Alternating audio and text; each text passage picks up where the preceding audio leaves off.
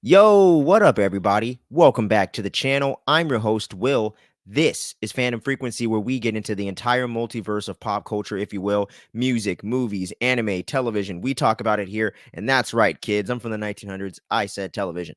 But today, we're going to be getting into our pop culture show, which is obviously called What's the Word? That's where we get into various topics in the world of pop culture, obviously, and all the big news topics and trailers and things like that we didn't do reactions to, couldn't get the videos to download in the case of the monkey we're going to talk about in a bit, and all the big like release dates, castings, all that shit. So we're going to be talking about that here. And today, this is big news for all the millennials and the Gen Xers out there, man. Maybe a couple Gen Zs out there that went to the last one. But I'm talking about Vans Warped Tour 2025 Warped Tour, okay? Because it's not really a tour, but they finally announced what the dates are, what's the details, what's the pricing, all that good jazz, and the dates. Now I'm gonna have to pull up some information right here to make sure I don't miss the dates.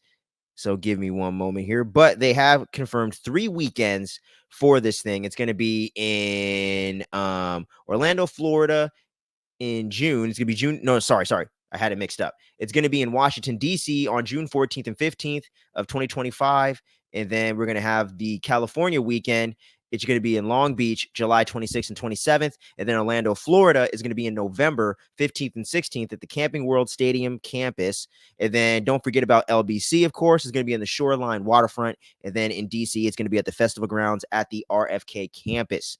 And it's the Warp Tour 30 years. So it's been 30 years since this thing started, which is pretty crazy in and of itself, because that's almost how old I am. Where that's how old it'll be, because it started in 95. So that's pretty crazy, man. We've seen all this time go by.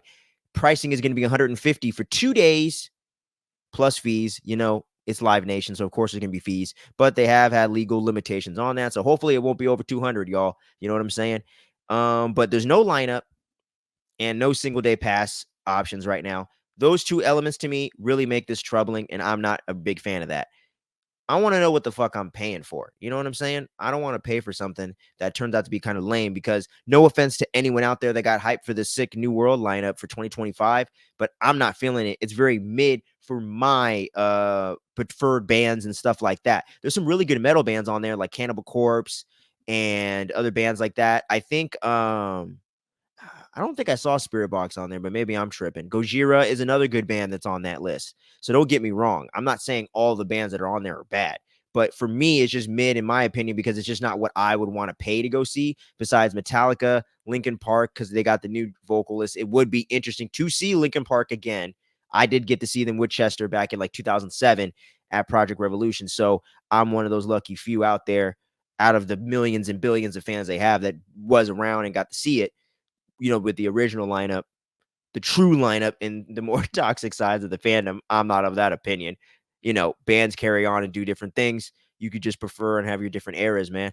I don't like the Sammy Hagar, Van Halen as much, but I don't have any problems with the fans that do. You know what I'm saying? So it's not that big a deal like some people make it out to be. But yeah, and I don't like how there's no single day pass options right now, but I have a feeling they're going to finesse everybody and make that option available after the initial pre-sales sell out and there's more demand. I think they might even add more dates on this before this is all said and done, to be completely honest, because Kevin Lyman literally said in an interview just the other day, if not today, that they will add more dates in the future if they, depending on the success level of it. They know it's going to be huge. It's 30-year legacy this thing has amongst all punk rock, alt rock, like fans all around the fucking globe, dude. Vans Warped Tour was a huge fucking deal in alternative rock culture. It's huge, man. And Vans itself is a huge brand. I see people wearing Vans every day of my life, no matter where I go. Like, it's going to be a fucking smash. So I'm pretty sure they're going to release more dates. So I'm not too concerned with that either, because I was a little bummed they weren't doing Pomona Fairgrounds again, because I'm out here in the San Bernardino County, Inland Empire, out here in California. So I was hoping for that, because that's where I used to go every year. I went like, not every single year, but I went most years between 2007 and 2012. So towards the middle tail end of it, I would say, just after the 10-year anniversary, I started going. And then towards the within the last 5 to 7 years of it, I didn't go. My boy Michael Kiefer, man, he actually went the last year they did it in 2019. I just wasn't able to make it because of work at the time, but I really wanted to go because I was like, damn, this is the last one ever, which we were being naive at the time. You know what I'm saying? But obviously it's back now, so it wasn't the last one ever. But the last true Warp Tour, that is 100% sure.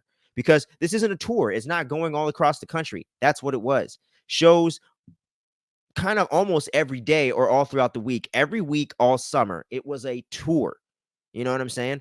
This is more of just several different weekends. I don't necessarily call that a tour when it's months apart like that. Like it's one weekend this month, one weekend that month. Now, if you hit shows every weekend for a month, I would even say that's a tour. You know what I'm saying? A lot of local bands and smaller bands out there do kind of go on the road that way because they're either not full-time musicians yet, or that's just the way it got booked, because doing certain shows during Monday through Wednesday isn't necessarily the most ideal time. Thursdays can work depending on who it is and where your market is, but Friday through Sunday, those are the best days to throw shows, period. The weekends are the days to do it. You know what I'm saying? So I understand that element to it, but it's not even every weekend. So I don't necessarily call this a tour. To me, I'm going to start calling this Warped Fest. You know what I'm saying? It's Vance Warped Fest, because it's not a freaking tour. It's a festival like Coachella, spread over several weekends, except they're spreading it out over months. Literally, the bands that are going to be on this lineup are probably going to be on legitimate tours in between this. You know what I'm saying? So it's kind of odd in that way. But hey, I'm not throwing the shows. I'm not a booker. Who the hell knows? Maybe I'm tripping. But y'all let me know what you think about this news down below in the comments. If you're a big Vans Warped Tour fan, I want to hear from you. Give me some memories. Give me your thoughts on the latest announcement. And give me your top 5 lineup. Like, if this is the lineup, if they have these 5 bands in the lineup, you'll automatically pay for it or whatever. Like, let me know what's your lineup. Like, what's your dream 5, maybe 10 lineup for the festival? And do you think they should have different headliners or anything like that for the different dates? You let me know how crazy you think they should go with this thing. But we're going to move on to the next story, and that is the Monkey trailer from a Stephen King short story. You know, another Stephen King adaptation. We are living in the almost the renaissance of the Stephen King adaptations, because personally I think in like the last like 10-15 years we've definitely got some of the best Stephen King stuff. I would say minus maybe, you know, a Carrie, Pet Cemetery, Cujo. You know what I'm saying? I think there's only been like a few good ones, few and far between, that at least I've seen. And all that. The Shining is a good movie, not my favorite horror movie by a country mile, but I like the movie. It's good. It's fucking creepy. So that's pretty cool to see that we're just living in this renaissance of this time. But The Monkey is another installment inside of that from the director Osgood Perkins, who, that's right, he is the son of the famous actor, oh my gosh, Anthony Perkins, who played Norman Bates in the original Psycho series from Psycho 1 through Psycho 4, starting in 1960. You know what I'm saying? So getting to see his son or grandson, I'm not 100% sure, but getting to see someone in his family line, in the bloodline, if you will, for all my wrestling fans. It's good to see him getting in here and doing something that looks really creepy, just like the film he did this year, Long Legs. I haven't caught up on that yet, but I can tell from the trailer there is a lot of atmosphere in that movie. There's a lot of tension in that movie, and there's just a creep factor to it that isn't easily replicated or displayed when you're trying to put this shit on screen. So I think the way that he's been able to do it in his horror films and in his work so far is pretty cool. This is produced by James Wan. Not everything he produces is dope. That's for all producers in general, even filmmakers turn producers. But most James Wan productions, I do feel like, whether he's directing or just producing it, do have a certain level of quality and a certain level of competence to it, to where it's not that really terrible that terrible side of Blumhouse. It's never that usually with James Wan in the producing. So that's good. You know, obviously you're going to give love to Stephen King on this thing, but this trailer looks fucking weird. It looks fucking creepy with all these different images of people dying and this monkey seemingly being everywhere where it's at. And I don't know if they have to twist the thing and turn it on and make it get the curse. I don't know what the fuck is going on with this monkey, but it's cursed or something. But people are getting fucked up in this fucking trailer, dude. I'm like, it's like Michael Myers being in this motherfucker, blood everywhere. I'm like, or like, no, really, like Art the Clown or something. I'm like, what happened? What is this monkey doing? And it stars Tatiana Maslany. I can't remember the name of the other actor that's in here, but that motherfucker's going through it, man. And this looks insane. It's coming out February 2025, and I can't wait to see it because it looks fucking awesome. And y'all let me know if you saw this trailer, or go check out the trailer and come back here and let me know what the hell you thought about that thing, man, because it looks creepy. It looks scary. It looks like it's going to be a good time in the theater if you're into that sort of thing. So I'm looking forward to it. That's for sure. And now we got some big DC news over here. Crypto the Superdog is going to be in the live action Superman film next year in 2025. Just simply titled Superman, coming out July like 25th, 2025 or something like that. Just a couple weeks after the next Fantastic Four going on over there at Marvel Studios. Fantastic Four, the first steps, dropping like just 2 weeks before in 2025. So it's going to be a huge month. And we got some freaking news here that James Gunn was inspired by his real life rescue dog to write Crypto into the film. This is our first official look at him in a sense. And for those that maybe are unaware for some odd reason, he is a dog that can fly and has all the powers of Superman. Now, that sounds probably hella silly to you, right? Sounds a little silly to me too for live action, but here's the one saving grace to it and why I'm going to reserve judgment till at least I see it on screen. In a general sense, that's what you should do, but I think I trust in this particular filmmaker of James Gunn. He made Rocket Raccoon and Groot the Talking Tree aliens household names, guys. A talking raccoon and a talking tree. Household names, y'all. Amazing characters. Made people cry, made people tear up, made people feel something. You know what I mean? One of the most well done trilogies in years, centered on a goddamn talking raccoon in a tree with a green lady and a green dude and a guy from Missouri. You know what I mean? It's crazy. You know what I'm saying? And he did it again, not making a household name, but actually making a fun character that's memorable, that wasn't stupid, and people actually went along with in the film was the Suicide Squad with King Shark, played by Sylvester Stallone. You know what I'm saying?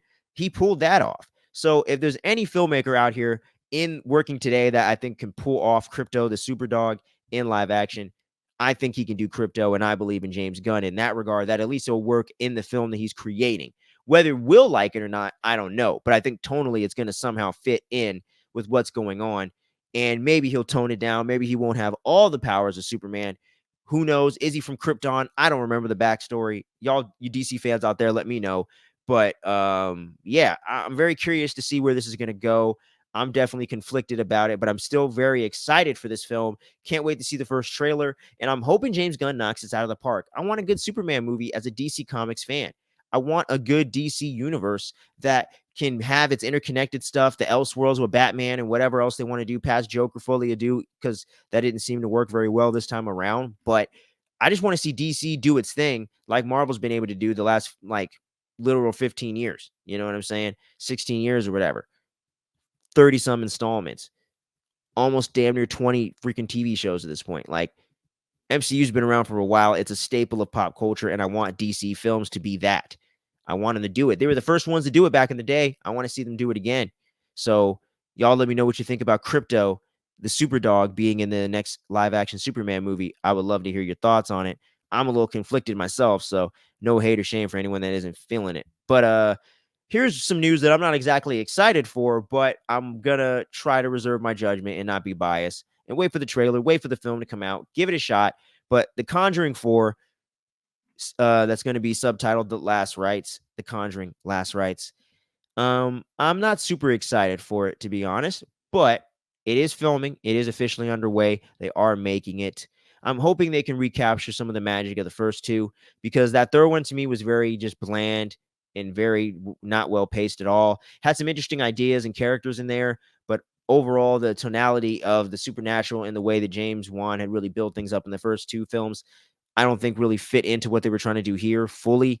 It felt a little bit disjointed, but I understand them trying to make a human kind of the villain this time around, as opposed to more supernatural forces being the direct entity or direct evil that they're dealing with. I do understand that there were the elements of the possessions and things going on, but it just felt like very formulaic. It didn't have the same magic that James Wan brings to his films, where he has this certain way of moving the camera, but when he's doing that, he's really telling a story. He has a way of getting these performances out of actors. He has a way of building scares and building tension that many filmmakers that try to make these kind of supernatural, spooky house movies, they don't know how to really capture it. He knows how to capture atmosphere and a vibe while also making it entertaining and getting you to jump out of your seat. So that's the element that they're missing, and really having a really great story to tell. Now, Vera Farmiga and Patrick Wilson as Ed and Lorraine Warren, respectfully, were great in the film, I think, still, but they just didn't have the writing there to give them a storyline that felt as compelling as their performances and their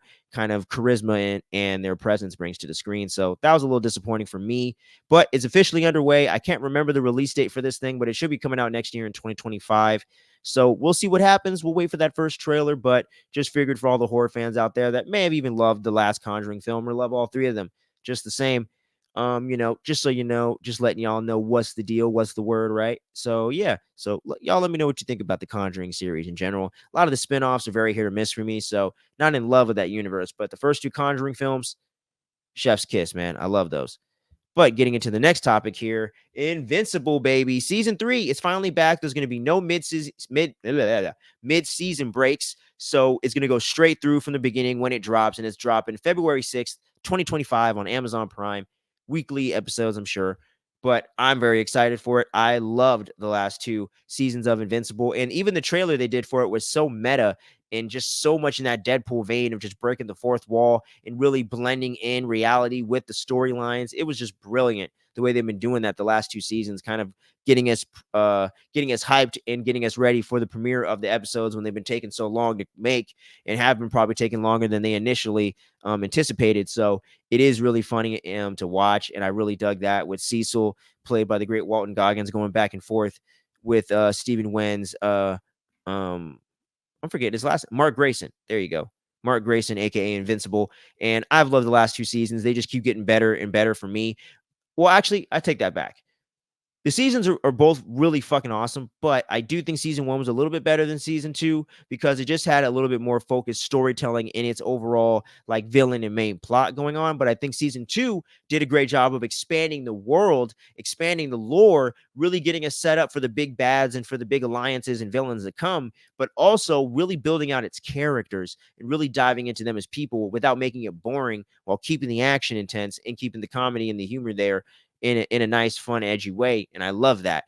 But it really did do a great job of developing all of its characters for the most part. And I really dug the Adam Eve special they did as well, which did the same thing. Expanded the lore and it dived deep on a character and gave us a little more context for some of the situations going on in between seasons 1 and 2, kind of gluing those events together in a much cooler way. So if you haven't saw the Adam Eve special, you definitely need to do that. But I love everything in the world of Invincible. I'm trying to hold out reading the comics, so I don't know the ending yet. But once I see the ending through the show, I'm going to collect the omnibuses and then read that and then kind of compare it. So that way I can kind of enjoy the series for what it is and then just dive into the original version. Because I do think there's some things and some really edgy shit that they definitely cut out of this to adapt it to the screen. So I would love to see what that unbridled vision of Robert Kirkman back in the day, just really going for it, is really like. So if you read the comics, you let me know what you think about that, and let me know what you think about seasons 1 and 2 of Invincible, and how hyped are you on a level of 1 to 10 to see the next season? I'm on a level 8 or 9 at least. And here we go for the last topic of the day. Ready or Not 2 has been in the works for quite some time. And this was a really kick-ass horror film that came out in 2021, something like that. But I love this film and I love Radio Silence. There's some of my favorite filmmakers coming up today. Between this and Scream 5 and 6, I'm in love with these guys as filmmakers. And they just did Abigail this year, which I thought was also really fun. Maybe the most flawed, I would say, out of their 4-film run right now. At least for me, I'd probably do like Ready or Not at number 1, Scream 5 at number 2. I would do Abigail at no. I'll do Scream 6 at 3, and I'm going to do Abigail in last place. But those are all kick-ass movies that you need to watch right away. But now it is confirmed that Radio Silence will return to direct, and Samara Weaving, the main final girl of the film and the main star, of course, she's returning to play her character once again. I'm forgetting her name at the moment. Forgive me. But the main kind of ingredients of this, if you will, hopefully the same writers are returning as well, are coming back to do a Ready or Not 2. I assume we won't see this until probably 2026 because we haven't heard any news of cameras getting in the works. There's just a script that they like that maybe they might fine tune or work on some more while they're going to do the rest of the cast. You know what I'm saying? But we're probably not going to get the film in the actual production process till sometime next year. So I would assume we're going to get this in 2026. But I loved this original film. And if you guys don't know the premise of it for whatever reason, it's essentially Samara Weaving's character, is getting married to this one guy who lives in this rich family. And in his family, they have this crazy ass tradition of playing games on wedding night. And if they draw certain games, they have to actually sacrifice the bride or the groom, whoever's marrying, into the family. And they have to kill and sacrifice them in order to keep their wealth and not get killed by being blown up. And that's pretty much your premise right there. And that gets you going. And this film is just so awesome with the way it was able to blend the tension and keep the atmosphere there and keep you on the edge of your seat while she's trying to make it through all this crazy shit. But at the same time, it's so fun and hilarious. And I think they did such a perfect job at balancing the fun and the horror in this film. It may never top it ever again. I think Scream 5 was pretty much there too, like barely above, barely below it for me. And Abigail, to me, I thought was a bit imbalanced with the horror and the humor just a little bit. In Scream 6, I thought just kind of I would say it kind of like was kind of suspending your disbelief a little too much, and I think making characters a little too bulletproof and not really making it effective and having some real loss in the film. I feel like a horror film really needs to feel a little bit of that emotional weight to it, especially a slasher movie or a movie with like a creature going to kill people or whatever. I think it does need to have some of those stakes, and it was missing that. And I think the final reveal didn't come off quite as cool as they were hoping it would, even though having 3 killers is a great idea. I think it wasn't necessarily executed the best, even though I still thoroughly enjoyed that film and I really love it. I do think it's not perfect or even near perfect as a Scream film as Scream 5 is, at least in my opinion. So that's those. I feel like Abigail and Scream 6 are still really good, and any filmmaker would kill to make movies that good. But I do think with Ready or Not, they're going to get back in their bag and maybe be able to pull out something just as like innovative and keeping the balance of horror and humor just perfectly in line the entire time. But I absolutely love the original Ready or Not too. So I'm hyped that they're back to do this sequel. Y'all let me know if you're hyped to see this. And if you've seen it before, let me know where that ranks for you in Radio Silence's movies. If you've seen all their other work, I've seen some of their shorts as well, which were pretty cool. So y'all let me know what you think about that. But that's it for this episode of What's the Word, y'all. I've been your host, Will, and we're going to be dropping these every single week, man. So make sure you don't be sleeping on it and you're checking this out if you want to get the latest news and all that stuff, all the biggest topics throughout the week. We got a lot of horror content coming at y'all this week, so make sure you don't miss out on any of that dopeness as well. And every single week in the month of October, and we have weekly reviews of The Penguin and Agatha All Along on the channel coming out. So make sure you don't be sleeping on any of the dopeness we got going on here. And until next time, make sure you stay safe out there, and I'll catch you again on the next episode of What's the Word. Peace.